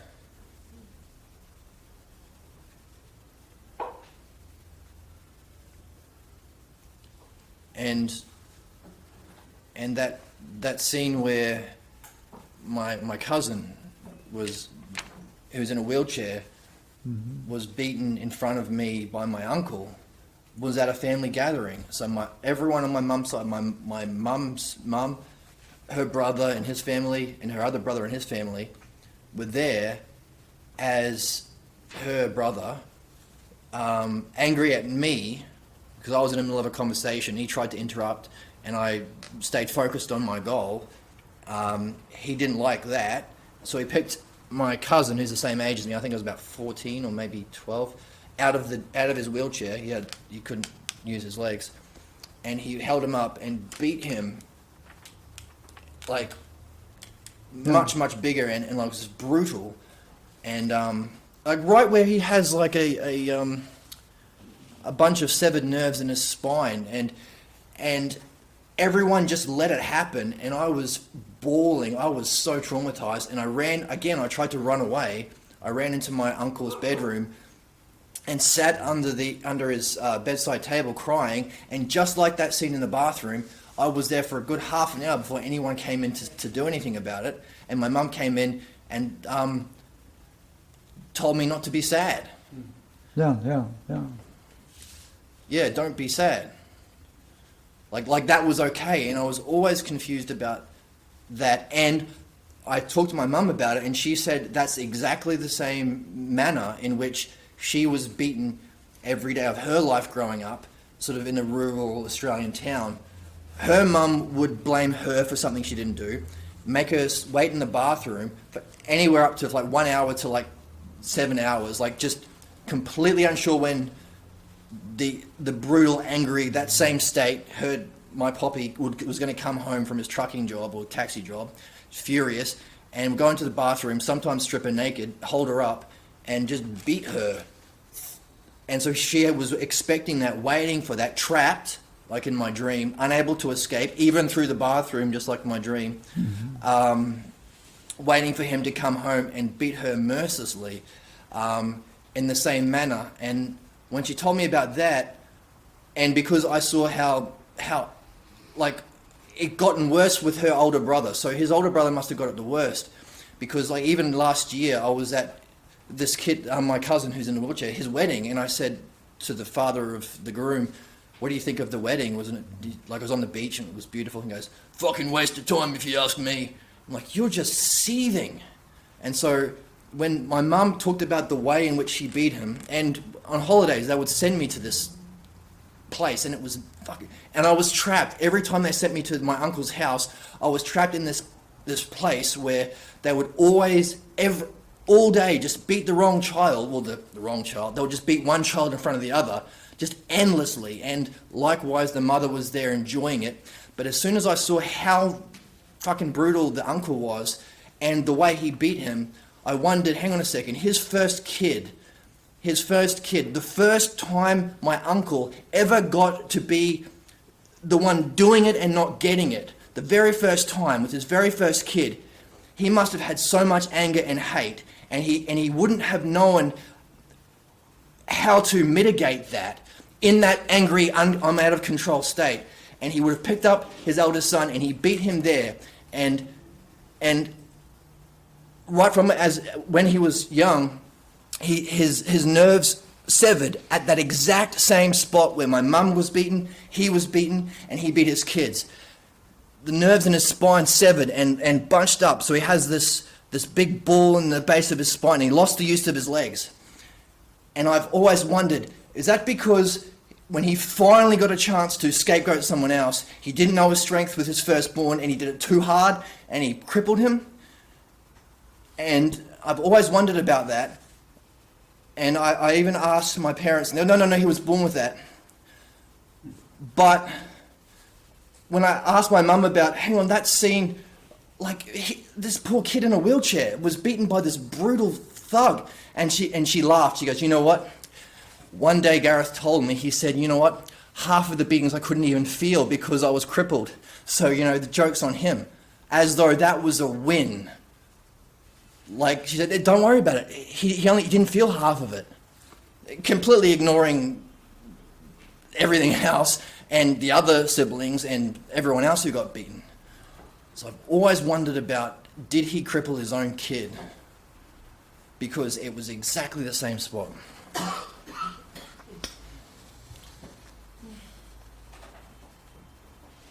And any attempt to get out of this scene brings the beating. Yeah, and even a year ago I was playing music and they had, at that same wedding, whereas it was a waste of time, all these people, half of them I haven't even met before, half of them I hadn't seen for like 10 years, one after another came up and abused me. Like old men, you get the fuck out of here or I'm going to kick your ass, or if you do this I'm going to beat. Who are you people? One after, because I'd played music and I was fitter than them and I was talking with them and I was encouraging everything they didn't do, I was doing, and then one after another they said, we're going to beat the shit out of you. All of them. And my mum and my mother's younger brother was there watching the whole thing, and I came up to them and I said, hey, this is ridiculous. They're just attacking me for nonsense and lies and injustice, and even my younger brother, who has never done this before, is doing it, and they're doing it in front of my younger cousin, who is somebody who has a mind and was the one person who stuck up for me earlier in the year. They're doing it in front of it, and it's wrong, and it's unfair, and I'm feeling terrible. And they both just looked at me, and they went, don't say anything. Shh. As though they were sitting there watching it and enjoying it, just like them. Mm-hmm. So there was no way out. See, you don't have just a parent, you have a whole culture that's believing the same thing. Believing that it's okay to torture people and beat them up and make other people feel bad about it? Because it's the whole culture that you have you experience with your family and extended family. They're all doing the same thing, right? So if you're going to get out of this, you're going to have to tell them it's not just them. They're living a collective belief, aren't they? But how can you do that if, when you address them with reason about what they're doing, that's the thing that makes them mock you and feel superior and attack you more? Well, this is not designed to make them rational. The question is whether or not they can see that they have the problem. It's not a solution to their problem. That's seeing if they can see that that's what they're doing collectively. I guess the thing that made me feel trapped is no matter what I started to say, they would shut me down. So I wouldn't have the time, and I guess that's why I'm so eager with the NS, the only place I've found with which I can actually engage with what seems rational and obvious, like the mystery of why we're here and how to use our mind, that I always rush. Like right now I feel myself rushing because as soon as they heard me starting to talk with reason, they would shut me down and they would mock me collectively. And that's not temperance, that's not good, it's not the way you talk, it's not the way I want to talk. Now, is there anywhere at home or in your area that you can exist independent of these people? Not that I've found. Or is it the whole culture, as far as you can understand? Is that right? It seems that way, yeah. Yeah, it does. I mean, the only time I've ever had respite was when I was playing music. And people would the first thing they would do was attack me, but if I ignored them long enough and then I'd only give them attention when they were singing, then they would start to show a bit of admiration. But it does seem like it's everywhere. It does seem everywhere. See, in the world of the mad, you're not going to bring them to rationality. The best you can do is let them see that that's what they're doing collectively. But then you might have to look for a quick way out. Which would be what? Right, because yeah, if I do let them know they've got a problem, they're just going to go me. Right? Say it again. If I do let them know that it's their problem, they're going to get furious about their injustice. And this pattern, as soon as you feel bad about what you're doing, you beat the shit out of someone else to make them the scapegoat for your bad feelings. So if I speak up about what they're doing and they see it, they're going to go at me hard. They'll kill me Yeah. Yeah. in order to avoid their own pain or their own seeing.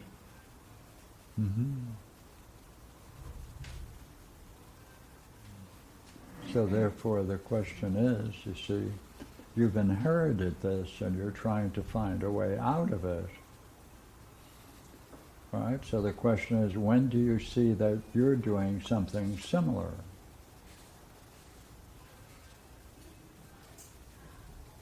When am I being that tyrant to others? Or making fun of people who... Come on. Yeah. Yeah. How are you playing out this role in your present life?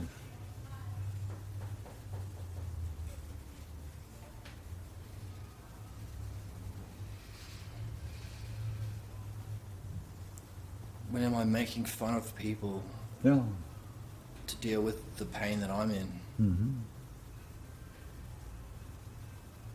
Yeah, I often feel trapped and bullied and antagonized and attacked. And it seems like any effort that I put into using the tools of midwifery and speaking up just seems to get me attacked more.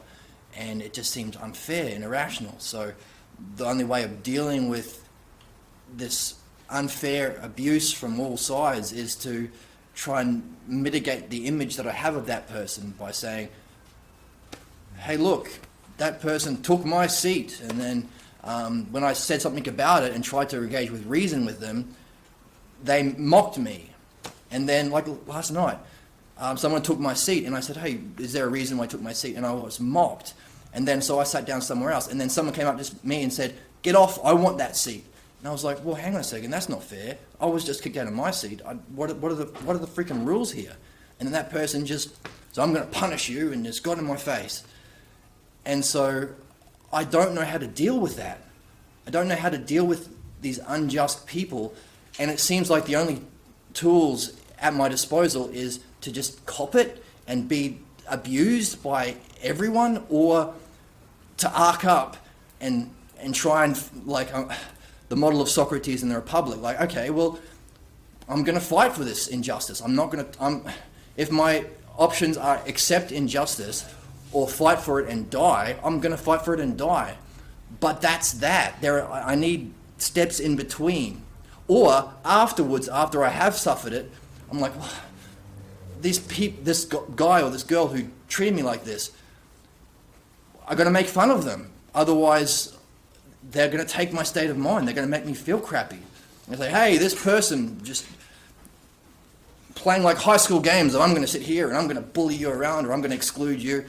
So I've got to make fun of them for the pathologos they're inflicting on me, so I don't feel bad about suffering that pathologos that they're doing to me. What's that like? You got it. Just in what you just said, what are you really saying in terms of this model? That you find that, go ahead. I find that because I feel stuck and powerless, and doesn't matter how rational I am, I just get treated worse, that I try and use my understanding to... That wasn't what you were talking about. When the pathologos of other people are inflicted on me, I try and make fun of that person to mitigate the negative effect it has on my soul. Hey, another person's state of mind is independent of your own state of mind. But when they're physically pushing me out... No. You're buying the system. You're saying they make you feel a certain way. That's what this is saying. Yes. They made me feel a certain way. Because what someone else does, that doesn't have to have any effect on you. But physically it does. No. It does so long as you accept this as a model. Let's say Barbara doesn't send me an email, so I miss the meeting. I'm actually being excluded. What do I do then? I'm actually losing my goal because of how somebody's treating me. I don't deal with hypotheticals. That's too specific, I'm sorry. Hypotheticals aren't going to work. Okay, today, I had my stuff set up there and Regina came along and pushed it away, physically moving me away. And I was like, well, what the hell? And I didn't know how to respond. I was like, well, hang on, this isn't fair. And she's like, I don't care what you say. I'm going to be louder and more abusive and more cruel. And, well, if I can't engage with reason and she's being unfair and she's physically pushing me away, I don't want to be the weak whipping boy anymore. But the only other option I had was to get furious like my father. Right. And I was like, well, this isn't good either. I don't know what to do. I feel stuck. But it, has an effect on you, and Because if I don't say anything, then it's worse. okay, whether you say something or not in that scene. Yeah. If I didn't say anything, I'd be like thinking about it and wishing I had more courage and wishing I'd done something about the injustice instead of suffering it. And I wouldn't have been able to see the board, so the whole time I would have been in a bad state of mind. I wouldn't have been able to learn. Because the state of mind it puts you in. Because I didn't do anything about the injustice. Because of the state of mind it put me in by not addressing it. But what could you have said? I did. I said, that's not fair. And did that No. solve your inner state? No. Because she's like, I don't care, I'm going to do it anyway. Tough, she said.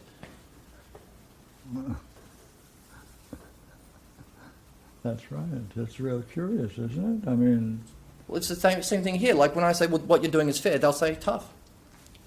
I don't care if it's unfair. no, the question is, why does it, our only issue is, why does it have the reaction on you that's causing you distress? That's the issue, not whether someone else does something or not. Why does it have the effect on you? Is it because you're still living in this? Are you then, come on. Yeah, yes. I don't know the alternative. Well, people are going to do a wide variety of things in and out through your whole life. Yeah. Right. Are you going to go through this emotional turmoil every time you see someone doing something that you judge to be unfair? No, I don't want to do that, no. But that's what it looks like Yeah, is going on. It's either I get beaten up or have what I love destroyed, or I have... Or unfortunately, there wasn't someone around that you could have beaten up to show Regina that she's the cause of the... Right. No, I mean, but I was angry. I didn't like that state. Yeah. Like you could have picked on someone and beat them up, and that would obviously show Gina that... No, I'm not going to do that. But they were saying that it looks like that's what happened at your home. Oh, in my home, yes. Yeah. I'm not going to do that, but I did feel myself getting this Pardon thing. me, you didn't do it, but you still went through the emotional trauma. I went through the emotional trauma. I did. And our only issue is why, is there some way so you can get rid of that reaction to what someone else is doing? Yes. Because this whole game that's going on in your culture Yeah. presupposes something, doesn't it? That the person is going to feel unjust and suffer an indignity Yeah. and do nothing about it. Yeah. And no one does anything about it. Right. Yeah. Right. Yes. but then they walk away with the feelings they have. Yeah. Feel impotent and powerless and Yeah. the butt of everyone's joke. It's a horrible feeling. So our question is, how can you deal with what's going on inside of you so you're not playing this out inside of yourself, That would be great, yes. right?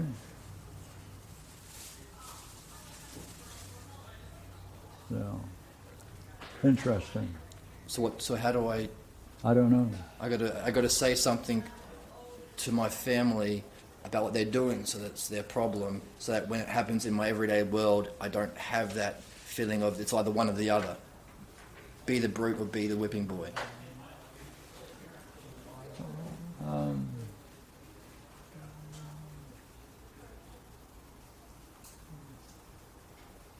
I couldn't say because it's a cultural game. They're all involved in it. And the only answer to that is try to find a different community. Try to find people who are not playing this game. And then when I'm separate, But we're still left with the fact that emotionally you're caught in this still. yeah, I hate it. I don't want to be in it. So what we need to do is for you to look for another couple of good examples and let's deal with them. Like in the future, Yeah, as soon as you have them. in a dream or in real life. Real life? Okay. Okay. In a way, though, they're very lucky to have you, that family, because you are like a litmus test to them of how they have perfected their evil nature. Because for some reason, because you're sensitive to justice or injustice or whatever it is, you're like a blank canvas on which they can project and perfect and verify that evil that binds them together. The problem is that you're doing it to everybody else. Yeah, you're seeing it everywhere. But for something about you is really weird. You shouldn't have been born into that family, of course. No. But he's like See, a but, perfect blank canvas. So But for- oh, thank you. But yet it's the best family for him to be born into to work through this problem. That's true. That's true. The dynamics are there, and when you see them everywhere, in the way somebody puts a cup of coffee down, then you know you've got a lot of opportunities to see that. Yeah. And I'm really grateful for this community that allows me the process of going through learning. Back then, you've got to get it right first time, otherwise, You're not. But you have lots of opportunities. Well, I'm grateful for this community. let me ask the rest. Come on. What's your reaction to this story? Is there a way out? No, I don't. Family? Which Or- story? Go ahead, try it. So in the world of construction, people love it. Well, there's certain guys that love to just poke at you and poke at you. And, oh yeah, and if you fall for that and get angry, then they won and they're gonna keep doing it. And if you start crying and go, oh, you've gotten to me, they're gonna poke at you even harder. So you have to, right, you gotta see through that. Like, that's their game. You don't have to fall for it. Like, there's no reason to go into either one and say, yeah, I see what you're doing. Sam, what do you think? I'm just reading this book about a bully person, a bystander. So I'm wondering, in this community, it looks like I live in a similar place back in the old days, and there's usually, at least where I grew up, maybe an uncle or somebody that stands by you and support you. You didn't have anybody? There appears to be no one. There seems to be no one to support you? You're playing music? They're all in it. The whole culture. Yeah, jump. At Yeah. any point in your family culture, was there any kind of apology for any kind of beating or anything? So was any notion of apology outside of that circle? No, is apology outside of that, any notion of any apology notion outside of that culture? No, I guess if you admit you're wrong, then you get to be abused. So they would never admit they're wrong. That's a sign of weakness. Right. To sign any kind, like the kid he described as being in a wheelchair, that's already a weakness. I mean, that's horrific. And he was maybe made to be weak so they could beat on him more. Yeah, and when I was like 14, back when MSN Messenger was before, I mentioned that scene to him. I said, "Wow, my heart goes out to you for that time when, because of me, you were beaten." And he goes, "That didn't happen." I'm like, dude, I was there. I was the one bawling. Like, you were used to it, but he goes, "No." Next time I saw him, didn't want to speak to me at all. Right. Okay, hold it just a minute. Yeah, a real quick anecdote. I tried to break into construction, and guys would be throwing nails, pshing, pshing, it was real tough. They push your button. And then one day, this middle-aged biker guy, beard, skinny, and just raunchy as anything, comes up to me and he says, "Dude, what the fuck are you doing here? These are a bunch of assholes who do nothing but smoke cigarettes and talk about pussy. You don't belong here." And the next day I sold all my construction equipment and moved to UCI. And kind of like, at some point somebody's going to walk up to you and say, "What the fuck are you doing there? You don't need Yeah, to be why here." are you staying here? Yeah. Okay, so that's my attitude. Yeah. That stays Yeah, Yeah. you should. Okay, let me get the back row. Yes, yes. Get different crew. What, how to get out of this? the story. Just for, Pardon me? is the question still, what do you do in this situation? Is that what you're asking? Yes. You leave. That's right, that's right. But somehow, sometimes you need support to grow up and food. And Oh, no, but I mean now. yeah.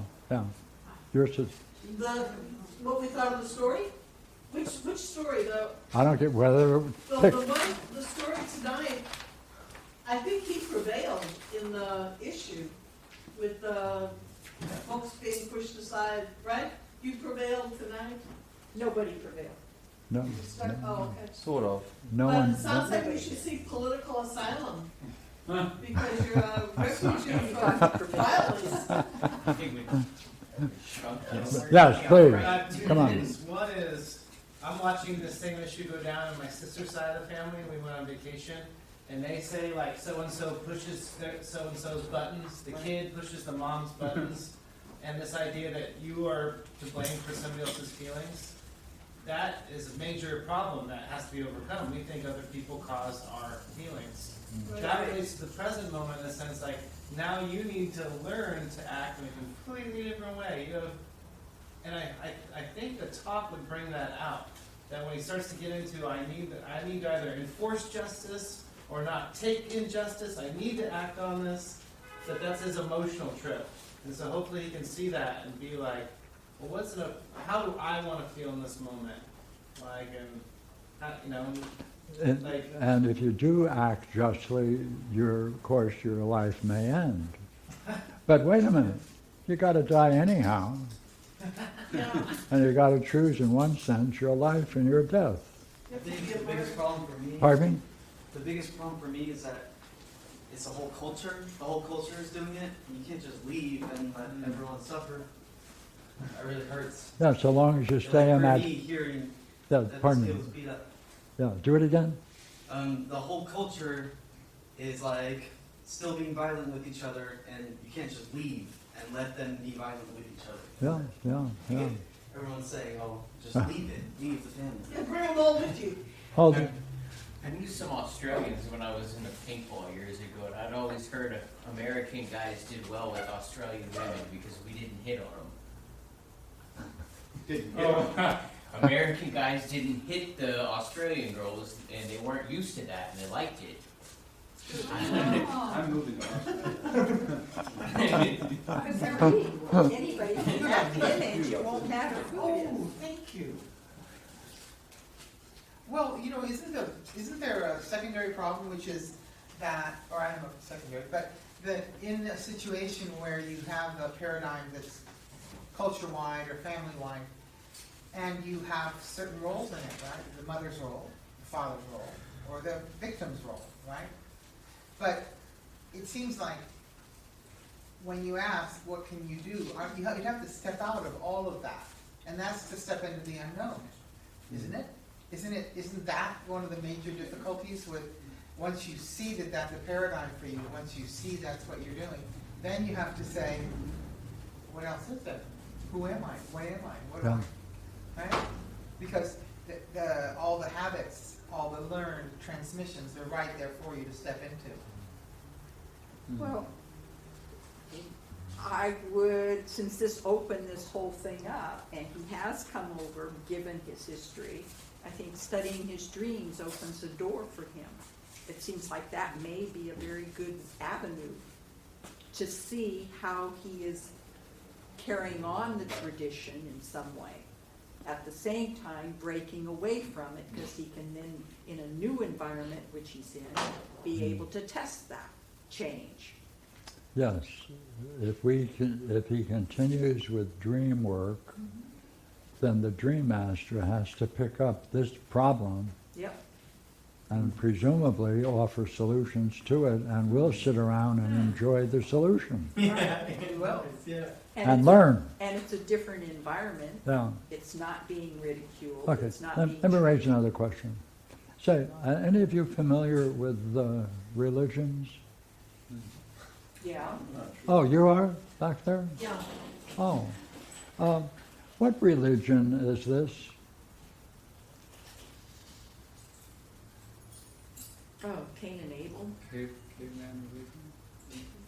Yeah, if you say Cain and Abel, can you explain it so that we can see what you see? Well, I think that Abel was the good kid, and he was beaten up or kicked, I think, killed. And Cain was the bad guy. And rewarded, Okay.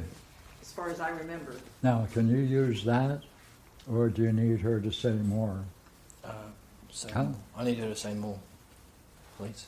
Well, he was rewarded. My understanding is his brother was rewarded by his mother's affections for being in the negative, in that mad, angry, furious state, beating him up and almost put at the point of killing him. Okay, was that clear? Well, I don't see how it applies. That's what we have to Except do. in the- We have to in the- take what's being said and put it in here, because we want to see whether or not there might be some religions that is, Did he have some religion? Pardon? Maybe you could ask him what religion they operated under. Maybe it was the same as this other person. no, Didn't you say let- you were from a let's Catholic not, family? let's not ask him. Oh, Can you come up with a religion or an aspect of religion that could accept this as a norm, as proper? Spare the rod and spoil the child. Nope, that's more, Wait a minute. No, that's quite similar. Just the At opposite. least in one aspect, you need more You than need a that. yeah, you need more than that. You need a sacrificial lamb. Sacrificial lamb Well, is what what was- this is. What was Abel? And that's What going was in this Abel? direction. Bill Hart? It's going in this direction because Okay. Regina was using Cain and Abel Cain and Abel, but it as a isn't. sacrificial lamb. Yeah. I Well, mean, look here, whenever we're stuck, what's the only thing to do? Ask Jeff. Right! There you have it. I always refer to my senior. Okay, see you next week. Yeah. Yes, it's 10 oh, o'clock. yeah, we're over. We missed on Homer tonight. Let's do it, make sure we do it next week. All right?